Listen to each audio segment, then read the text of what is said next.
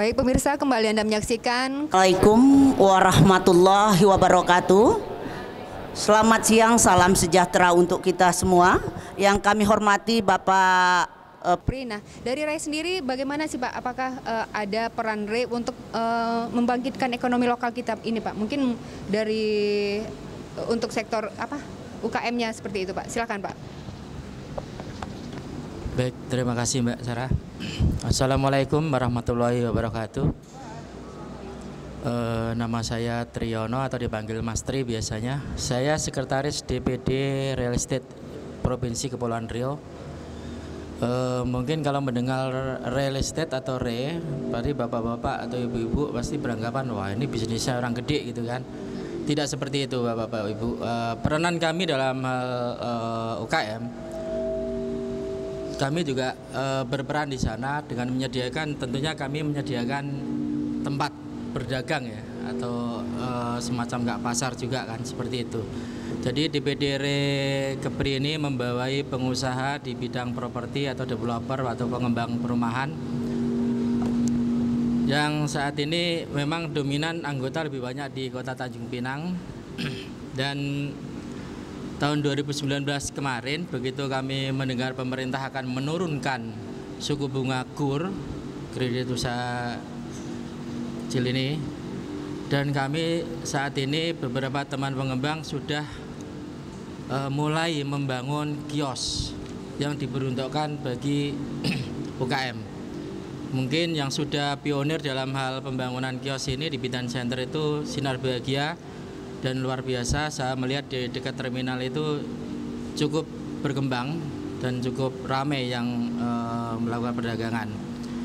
Saat ini memang beberapa teman pengembang sudah fokus setiap perumahan banyak yang membangun kios-kios tentunya yang bisa terjangkau dengan harga jual di bawah 500 yang bisa dimasukkan dalam kredit usaha rakyat. Begitu Pak Kanwil Pak ya. Mungkin bisa ya Pak ya untuk pembelian kios boleh ya. Kredit itu ya. Nah, itu dibenarkan. Kami menyasar ke sana Pak sekarang ini. Beberapa teman itu membangun kios-kios memang disediakan untuk UKM. Ya karena kemarin bunga yang menarik 6% tadi itu Pak. Jadi kami 2019 kami sudah baca duluan Pak. Beberapa kalau yang tadi disampaikan Pak ya kedai kopi dari Sarang 9 mungkin yang kebanyakan yang runtuh itu yang sewa Pak ya. Nah kalau ini bisa dengan KUR mungkin insya Allah akan bertahan karena itu adalah milik sendiri tentunya seperti itu. Mungkin Pak tadi kalau Bapak menyampaikan bahwa akan membangun pusat oleh-oleh atau pasar Pak. Kebetulan saya sendiri bekerja atau setiap hari saya di Sinar Bahagia Group. Kebetulan Sinar Bahagia Group sepertinya yang Bapak angan-angan tadi sudah mau dibangun oleh Sinar Bahagia Group Pak. Seperti yang Bapak sampaikan pasar oleh-oleh Pak. Ini kebetulan tadi pagi nih saya print Pak. Sudah disiapkan akan dibangun sebanyak 127 unit kios khusus untuk pasar oleh-oleh. Jadi mohon maaf Pak, saya belum melapor ke Bapak. Kemarin sebenarnya saya dengan Bukopin sudah mau menghadap ke provinsi maupun ke kota untuk menyampaikan ini untuk dikerjakan bersama-sama begitu Pak intinya. Tapi ini tidak sewa Pak yang kios ini. Ini dibeli mungkin dengan cara KUR tadi Pak. Jika diperkenankan memang KUR itu untuk membiayai pembelian kios. Terus yang tentang pasar Pak, pasar tradisional, saya ini agak sedikit melenceng, saya berbicaranya dari sisi Sinar Bahagia nih, bukan real ini ya. Kami evaluasi pasar Bintan Center itu luar biasa overload, sudah cukup overload Pak, apalagi kemarin sudah terjadi pencurian. Kami kaget juga kemarin, seumur-umur belum pernah ada pencurian di pasar Bintan Center. Nah kemarin tuh ada, kami kaget juga. Ternyata kami pelajari, kami evaluasi, memang pasar Bintan Center sudah overload dari sisi keamanan dan kenyamanan untuk berbelanja memang sudah tidak sesuai lah Pak ya, sudah keterlaluan kalau kami bilang. Nah itu rencana Pak, kami akan membangun pasar untuk memecah konsentrasi terpusat di Bintan Center, akan membangun pasar di perumahan Permata Galaksi Pak, Batu 14. Tapi saya tadi agak kaget juga karena Bapak akan membangun di Kampung Bugis Pak ya. Nah ini yang saya agak ragu-ragu, apakah ini nanti tidak tabrakan gitu kan antar dua pasar ini yang kami agak bingung nanti. Karena yang setahu saya kemarin provinsi merencanakan itu pasar induk yang di Batu 8. Kalau tidak salah, saya informasi terakhir itu. Belum Pak itu ya. Ya mudah-mudahan nanti bisa mengakomodir semua pelaku UKM Pak tentang itu. Jadi mohon untuk mungkin dari asosiasi UKM dan pengusaha menengah ini agar kami dapat dari sisi Pak, kami dilibatkan untuk hal-hal yang seperti ini karena kami siap menyediakan lokasi untuk pasarnya, intinya kurang lebih seperti itu. Tentunya keharapan kami juga kemudahan dari sisi perbankan maupun dari sisi pemerintah dalam hal perizinan, karena yang saya lihat itu kebanyakan selalu gagal di perbankan Pak Kanwil, perbendaharaan. Banyak teman-teman UKM ini jika ingin memiliki kios itu banyak gagal di perbankan Pak, yang biasanya usahanya belum berapa tahun gitu kan, mereka mensyaratkan Pak itu harus sekian tahun, omset harus bagaimana. Nah ini hal-hal ini apakah bisa dijamin atau istilahnya diavalis dari pihak pemerintah, khususnya dari Dinas Disperindak yang bisa memberikan pengalaman kerja atau mengetahui latar belakang dari si UKM tersebut. Mungkin bisa hal-hal itu untuk diyakinkan bersama-sama kita bicara dengan teman-teman perbankan Pak. Mungkin itu yang bisa kami sampaikan dari kami Real Estate Indonesia. Untuk diskusi selanjutnya kami kembalikan ke Bu Sarah. Silakan Mbak. Baik, terima kasih. Ya silakan Bang Zaid. Oke, terima kasih. Ternyata untuk berinvestasi juga kita dari siap untuk bagi UKM yang ini kebetulan strategis lokasinya. Mungkin Pak Riki mungkin bisa mencerit dari Disperendagin Pak. Disperendagin Pak Riki ini Disperendagin Pro Pak ya, provinsi. Kita punya provinsi apa aja program-program kita yang berpihak ke UKM ini dalam pembangunan baik dalam dimana ada program-program yang menarik mungkin untuk UKM, silakan sampaikan Pak Riki. Assalamualaikum warahmatullahi wabarakatuh. Terima kasih Pak Moderator atas kesempatan yang diberikan. Tahniah dan terima kasih kepada RDK Group telah mengundang. Izin Bapak Ibu, Pak Kadis Koperasi UKM Provinsi, Pak Kanwil, Pak Kapolres, Pak Kadis Perdagangan Perindustrian Kota Tanjung Pinang, Ibu Iwapi, IPMI, Bapak Ibu sekalian yang mohon izin mungkin tidak dapat saya sebutkan satu persatu. Perkenalkan, nama saya Riki Rionaldi, saya mewakili Dinas Perindustrian dan Perdagangan Provinsi Kepulauan Riau. Di sini fokus karena saya ada di posisi perdagangannya, saya ingin memanfaatkan kesempatan dari waktu yang diberikan ini untuk bisa bersama-sama kita cooling down dan memahami dulu bahwa situasi hari ini Bapak Ibu, kinerja perdagangan lagi gelisah, defisit neraca perdagangan Indonesia bahkan diperparah lagi dengan tentunya sudah tahu kita bahwa target kunjungan wisatawan mancanegara itu terjun payung gitu. Nah, dalam hal ini Bapak Ibu, saya membaca beberapa statement karena saya juga baru pulang rakor di Hotel Borobudur Jakarta, menteri-menteri pada bicara bahwa ada sisi-sisi positif yang mesti kita cermati. Pertama, bahwa kita jadi sadar saat barang-barang impor sebagian besar dicegat masuk, kita bisa menginventarisir sebenarnya apa yang kurang di sini yang bisa kita jadikan sebagai satu strategi substitusi. Biasanya kan selama ini kita selalu komplain, wah kita bagaimana bisa berkompetisi, barang impor banyak masuk. Nah, sekarang kita balik situasinya. Jadi sebenarnya bukan persoalan kompetitor yang tidak bisa kita kalahkan, tapi kita yang kurang strateginya. Bahkan saat barang impor tidak masuk, kita juga masih cuek-cuek aja, khususnya sebagai kita yang melakukan produksi karena mungkin kita UMKM atau IKM. Bapak Ibu sekalian, satu hal juga fenomena yang positif adalah karena virus corona ini masyarakat atau mungkin pebisnis atau mungkin konsumen, calon buyer jadi punya pemahaman atau care yang lebih terhadap kesehatan. Nah, artinya di sini ada satu market delivery atau storytelling yang bisa kita konsep dan desain dengan cermat supaya isu-isu produk yang mau kita pasarkan harus bersentuhan dengan isu-isu tadi. Jadi calon buyer bisa gampang direct edukasi produknya. Menjadi inovasi yang tadi dipertanyakan Bapak Moderator, terima kasih Pak. Kita di Perindustrian dan Perdagangan Provinsi itu juga di bagian saya sebagai yang sering melakukan perdagangan luar negeri punya catatan 3 hal. Dari terakhir kita di akhir 2019 sempat pameran di Korea, sebenarnya itu ada 3 hal yang perlu kita perbaiki. Dan ini bahkan yang bicara itu orang di luar, karena greget lihat potensi kita secara Indonesia nasional ataupun Kepri ini yang menurut mereka itu kurang akurat, yang outcome-nya itu salah sasaran tembak begitu. Karena memang strategi pembinaan dan pendampingannya itu masih belum fokus. Yaitu 3 hal di mana kita jadi tidak bisa bersaing dengan kompetitor kita. Pertama, kita tidak punya resources planning. Kedua, kita tidak punya bisnis intelijen. Ketiga, manajemen informasi sistem kita lemah. Nah, di sini dalam kesempatan yang baik ini saya kan tentunya tidak punya waktu untuk nge-breakdown detail apa yang saya maksud dari 3 hal.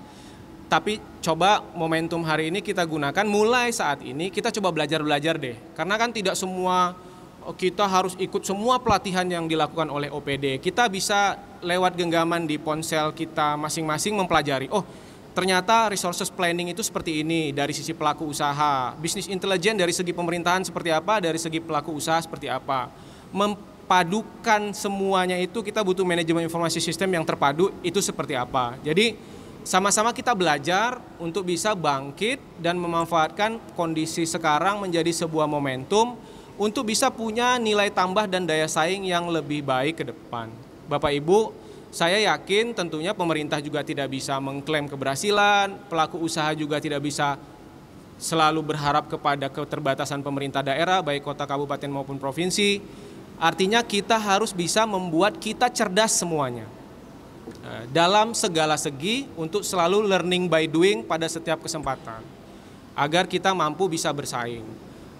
Apalagi udah banyak teori-teori yang berkembang, misalnya kenapa kok ada satu sebutan, mohon izin 1 menit lagi Bapak Moderator, sekarang lagi tren itu istilahnya experionomic tourism, cara nyebutnya juga agak ribet ya. Experionomic tourism itu adalah kenapa ini tercipta, karena pasar luar negeri tidak percaya dengan apa yang kita buat. Saya ke Korea bawa produk terbaik yang ada di Indonesia dari Bintan, yaitu kolagen tripang terbaik di dunia. Sampai di Korea, secara uji klinis dan ilmiah diakui oleh seluruh peserta pameran, bahkan mendapatkan apresiasi dan penghargaan. Tapi begitu deal buyer, mereka nggak percaya kalau itu buatan kita. Trust-nya nggak ada di situ. Jadi bagaimana caranya? Kami sebut itu dengan strategi experionomic tourism. Kebetulan IPMI juga sudah berkunjung ke Kampung Tripang di Teluk Bakau, dan banyak juga organisasi perempuan yang datang belajar di Kampung Tripang. Saya membuka seluas-luasnya tamu-tamu yang ingin belajar. Experionomic tourism itu Bapak Ibu sekalian adalah bagaimana agar pariwisata yang ada di sini, baik itu pebisnis, turis, pelancong lah itu yang masuk ke Bintan atau ke Kepri itu, kita giring mereka untuk melihat semua atraksi yang hilirisasinya adalah produk. Jadi bisa melihat mereka bayar untuk berkunjung ke satu destinasi, kolagen itu ini factory visitnya, dilihat oh ini menu-menunya, ini produknya, bahkan ini hatchery-nya, ini budidayanya, bahkan mereka bisa snorkeling dengan tripang-tripang di bawah laut, mereka bisa mengedukasi dirinya, keluarganya, dan anak-anaknya tentang bagaimana manfaat kolagen terbaik di dunia yang ada di Bintan tadi. Terakhir kita baru lihatkan galerinya, supaya mereka trust dengan apa yang mereka lihat, istilahnya itu seeing is believing. Jadi semuanya itu kita harus mulai dari diri kita untuk bisa membangun trust market, baik itu lokal maupun global, dengan cara melihat langsung. Kalau kayak IKM-IKM, kue kering, kue basah atau keripik-keripik, mulai hari ini biasakan agar tempat produksi kita itu layak dikunjungi dan itulah menjadi satu konsep di mana mereka bisa seeing is believing terhadap produk yang kita buat. Baru nanti insya Allah market itu akan terbuka dengan sendirinya. Karena seperti halnya Kampung Tripang, kita investasi di sana, akhirnya buyer dari seluruh negeri datang berkunjung dan kita bisa kirim kontaineran untuk bisa ada di sekarang 5 negara. Jadi itu satu konsep. Kami juga kebetulan saya tim ahli di situ membuka seluas-luasnya. Kalau mau datang berkunjung silakan registrasi di www.kampongtripang.com. Di sana ada Instagramnya juga. Lihat aktivitas dan edukasi dan eksperienomik apa yang kita bisa tawarkan untuk Bapak Ibu sekalian atau penonton yang nanti akan menonton televisi yang kita banggakan ini, agar bersama-sama, karena inovasi itu kan adalah cara baru yang kita lakukan untuk tujuan yang lebih baik. Kalau kita bilang kita inovator tapi kita masih melakukan cara-cara yang lama, ya itu bukan inovasi gitu. Artinya inovasi harus dengan cara yang baru. Saya rasa demikian. Terima kasih. Baik, mohon Bang maaf. Riki. Billahi taufik wa hidayah. Assalamualaikum warahmatullahi wabarakatuh. Waalaikumsalam warahmatullahi wabarakatuh. Cukup menarik ternyata. Di Sprindak Provinsi pun ada upaya-upaya untuk mempromosikan keluar dalam kunjungan ke luar negeri untuk mempromosikan produk-produk dalam negeri. Ada hal yang menarik dalam pembahasan kita hari ini. Mungkin dari pelaku-pelaku usaha mungkin ada yang ingin bertanya tentang bagaimana mendapatkan kurs seperti yang disampaikan oleh Kanwil tadi. Apalagi disebutkan bahwa untuk di Pegadaian Pak ya, itu kalau nggak salah tidak ada jaminan ya, tidak mesti ada jaminan untuk pinjaman UKM di bawah 10 juta. Dan daya serap pinjam UKM di Kepri sendiri sangat kecil. Kenapa kita tidak berlomba-lomba untuk memotivasi untuk membangun usaha-usaha kecil? Mungkin silakan perkenalkan diri dulu Bu, makasih. Bismillahirrahmanirrahim. Assalamualaikum warahmatullahi wabarakatuh. Perkenalkan, saya Nelvio Anita, saya perwakilan dari IPMI. Kebetulan usaha saya juga coklat karakter. Mungkin Pak Kadis di Sprindak sudah pernah dengar ya Pak ya, coklat karakter. Di sini saya ada menanyakan 2 pertanyaan wakil dari teman-teman. Yang pertama yaitu untuk dinas, apa yang bisa dilakukan pemerintah untuk mengendalikan harga bahan pokok yang melambung tinggi? Yang kedua, apakah ada untuk wadah dari pemerintah untuk pelaku usaha untuk mendapatkan harga bahan pokok produksi dengan harga yang terjangkau dan lebih murah lagi Pak? Mungkin itu saja pertanyaan dari kami. Oke, terima kasih. Wabillahi taufik wa hidayah. Wassalamualaikum warahmatullahi wabarakatuh. Bismillahirrahmanirrahim. Assalamualaikum warahmatullahi wabarakatuh. Terima kasih kepada moderator. Saya ada suatu pertanyaan yang akan saya tujukan yang sangat menarik sekali, yaitu dari pemerintah, yaitu Bapak Yani.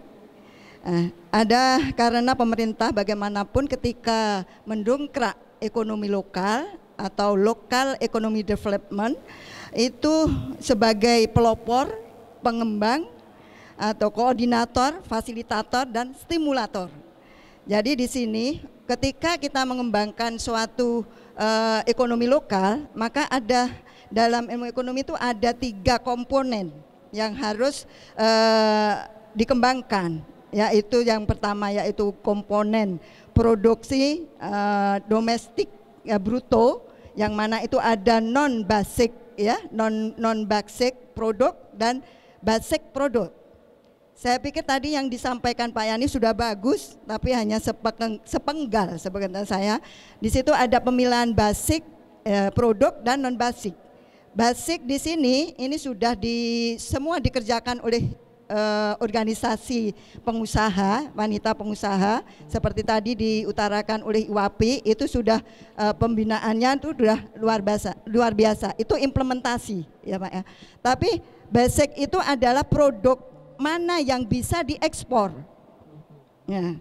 Ini sudah terpikirkan enggak ketika kita akan mendongkrak ekonomi lokal? Yang kedua, non basic. Non basic itu kalau kita mau menganukan lokal seperti milender aja Pak. Itu adalah muatan lokal, ekonomi lokal yang bagus. Turis itu mencari hal yang seperti itu yang tidak mungkin akan kita bawa keluar atau kita ekspor. tapi itu kita hidupkan di tempat kita, di lokal kita. Seperti otak-otak, seperti sop kaki itu adalah apa kok sop kaki, sop ikan ya Pak ya. Itu adalah produk lokal yang harus diangkat dan pemerintah untuk bisa melihat itu. Kita itu dari luar tuh banyak Pak. Kalau namanya mau apa itu Oke, sarapan aja, Bu. ya, mau sarapan itu milender itu dari luar itu banyak Pak, tapi tempatnya yang tidak memungkinkan. Apakah pernah pemerintah untuk melihat itu? Itu komponen pertama. Komponen yang kedua adalah sumber daya manusia yang selama ini yang kita lihat kalau kita mau kiat-kiat mendongkrak ekonomi lokal seperti batik umpama ya Pak ya, batik itu lebih kecenderungannya kita keluar produksi untuk apa last menit-nya itu adalah keluar, seperti perwarnaan dan lain-lain itu ada keluar. Ini lemah untuk kita kalau kita mau mendongkrak ekonomi lokal. Jadi bagaimana SDM-nya per segmen itu harus dikuasai. Karena apa? Saya pernah ikut di Sperindak Provinsi karena saya salah satu pemenang desain batik di Kepri ke Pekalongan. Ke Pekalongan itu seminggu Pak. Biayanya berapa itu? Tapi ketika kita pewarnaan, kita ingin tahu pewarnaannya itu gimana, ini berapa gram, ini berapa gram gitu obat-obatnya. Itu tidak ada kita tahu. Tahu-tahu sudah jadi. Ini Bu udah jadi. Loh, kok udah jadi? Jadi dimanapun di luar itu tidak mau kalah dengan yang dia buat. Jadi kalau kita masih seperti itu, kita tidak akan menjadi pemenang. Karena apa? Kita di bawah produk yang tadi. Yang kedua dari sumber daya itu, yaitu kalau ingin itu berkembang, seperti umpama saya batik itu diminta oleh suatu perusahaan untuk membikin dengan piece yang begitu banyak, ya kan? Dia tidak akan sanggup karena dia hanya cap dan tulis. Produksinya apa? Yang apa istilahnya industri, yaitu dengan printing. Bisakah kita? Itu yang menjadi jawaban nanti yang saya tanyakan kepada Bapak Yani, yaitu sejauh mana ke depannya pemerintah untuk memfasilitator UKM Baik, ini. Ibu, iya, Ibu singkat saja Bu. Iya, terima baik. kasih Bu. Terima kasih. Wabillahi taufik wal hidayah. Wassalamualaikum warahmatullahi wabarakatuh. Terima kasih Ibu. Ya mungkin kepada narasumber tadi dua pertanyaan dari tamu undangan kita, langsung saja Pak dijawab. Mohon maaf Pak, singkat saja Pak ya. Oke. Terima kasih. Ya, ada dua pertanyaan. Pertama dari IPMI ya. Ibu IPMI, bagaimana pengendalian barang kebutuhan pokok yang begitu melambung ya, mungkin ketika saat ini atau ketika masuk hari-hari besar keagamaan. Jadi untuk pengendalian harga barang kebutuhan pokok ini kita bekerja sama dengan Satgas Pangan, sudah dengan Pak Kapolres ya. Kita sudah ada tim Satgas Pangan. Jadi kalau ada isu-isu barang, kelangkaan barang atau barang naik, kita akan turun ke pasar, memantau harga pasar ya. Dan kita sekali setahun mengadakan operasi pasar. Tapi juga kita ada rumah pangan yang bekerja sama dengan Bulog, itu juga salah satu stabilitasi harga ya, menstabil harga di yang ada di pasar itu. Yang kedua, wadah untuk mendapatkan barang pokok ya. Wadahnya ini kan kita ada pelaku usaha ya, kita jadi baru-baru ini kemarin kita bukan mendatangkan, kita kedatangan dari Dinas Perdagangan dan Koperasi Bukit Tinggi membawa dua pelaku usaha beras dan sayur. Jadi untuk bekerja sama dengan pelaku usaha yang ada di Kota Tanjung Pinang, tujuannya adalah untuk memangkas kos-kos transportasi yang selama ini kan mereka disebutnya langsung dari Sumatera ke Batam. Jadi dari Batam ke Tanjung Pinang kan juga harus ada kos-kos transportasi. Jadi nanti kita harapkan pertemuan pelaku usaha Kota Bukit Tinggi dan Kota Tanjung Pinang akan memangkas kos ini. Jadi langsung dari Bukit Tinggi nanti ada langsung ke Tanjung Pinang. Dan juga kemarin kita waktu pertemuan ini Pak Rizky ya, tahu tidak nanti masalah biaya transportasi ini akan dibantu subsidi dari pemerintah provinsi ya? Kalau tidak salah saya. Enggak dengar ya? Ya, dengar itu. Jadi bukan di Tanjung Pinang tapi di seluruh Indonesia kan permasalahan waktu kita pertemu rapat TPID di Batam, mungkin nanti untuk biaya transportasi itu akan disubsidi oleh pemerintah melalui Dinas Perdagangan seperti itu.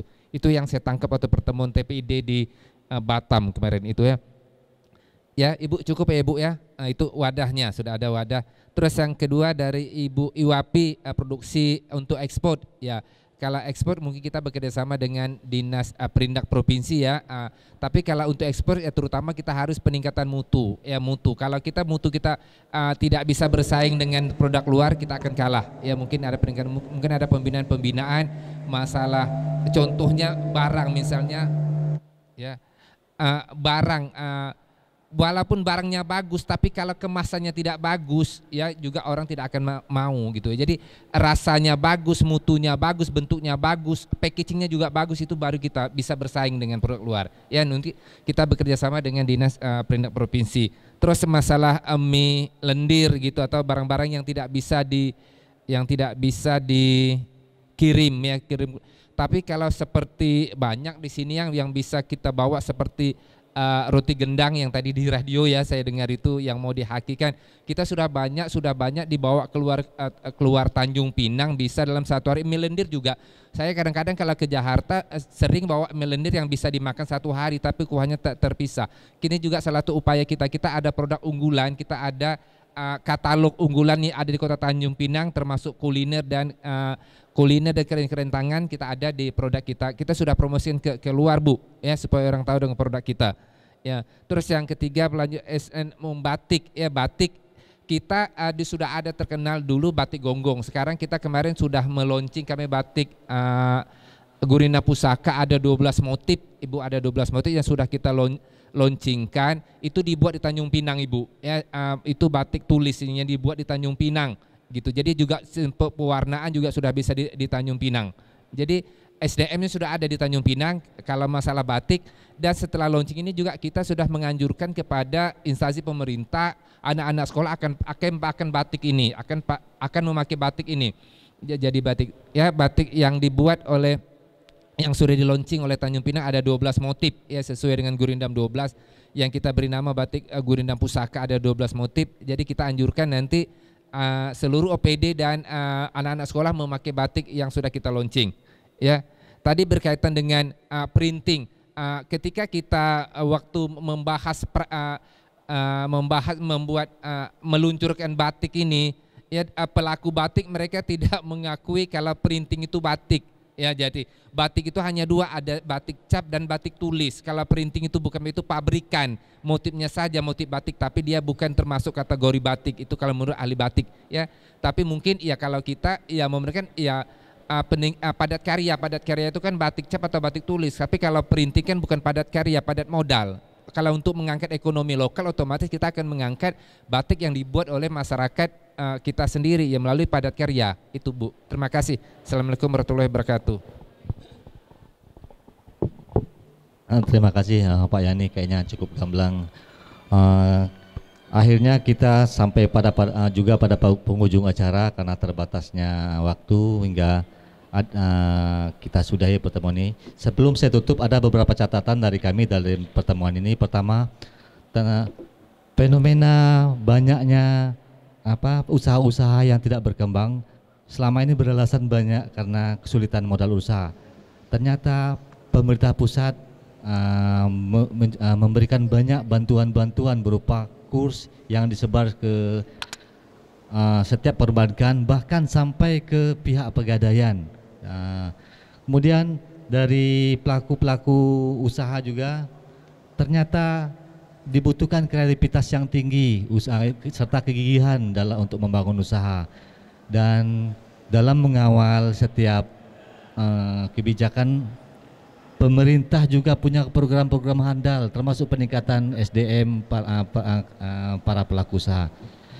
Demikian pertemuan ini, pertemuan Kopi Morning dengan tema mendongkrak ekonomi lokal ini. Lebih kurang kami mohon maaf.